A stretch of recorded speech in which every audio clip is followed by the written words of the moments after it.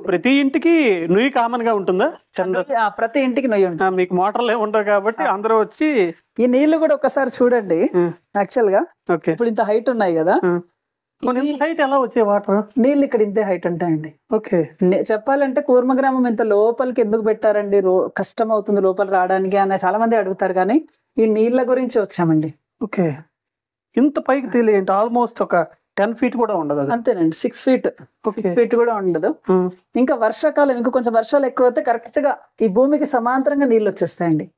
ఎలా రీజన్ ఏంటి నాకు ఇది అర్థం కావడం లేదు. ఇక్కడ ఈ ప్రాంతంలో నీరు ఎక్కువ ఉన్నాయండి, అందుకనే ఇంత లోపలికి రావడం జరిగింది. ఓకే ఓకే మీరేం సెలెక్ట్ చేసుకున్నారు జియోగ్రాఫికల్ గా ముందు ఈ గ్రామాన్ని? చూసామండి, లాస్ట్ 40 years రికార్డ్ కూడా చూసారు ఇక్కడ. ఓకే నీళ్ళు ఒక్కటి పుష్కలంగా ఉంటాయండి, ఆ నీళ్లు ఉంటేనే మనిషి బతకచ్చు అన్న ఉద్దేశంతో ఇంత లోపలికి రావడం. ఇప్పుడు బయట లైఫ్ స్టైల్లో ప్యూరిఫైడ్ వాటర్, మినరల్ వాటర్, ఏదో ఆక్సిజన్ వాటర్, ఇవి 100 పేర్లు ఉన్నాయి.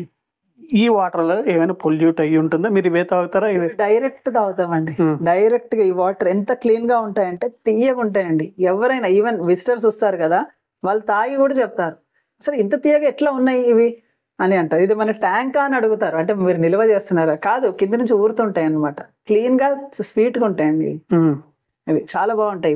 ఎప్పుడు తగ్గడం గానీ పెరగడం గానీ వాటర్ స్టోరేజ్ 15 feet వరకు వెళ్తుంది. ఒకవేళ ఎండాకాలం అయితే 15 feet వరకు వెళ్తుంది, కానీ మనం మేనేజ్ చేయొచ్చండి పర్వాలేదు. ఎందుకంటే 26 అడుగులు ఉంటుంది ప్రతి బావి, 26 అడుగులు వేసాం, 15 feet వరకు వెళ్తుంది. బయట కల్చర్ లో చాలా వరకు వాటర్ వేస్టేజ్ అవుతుంది.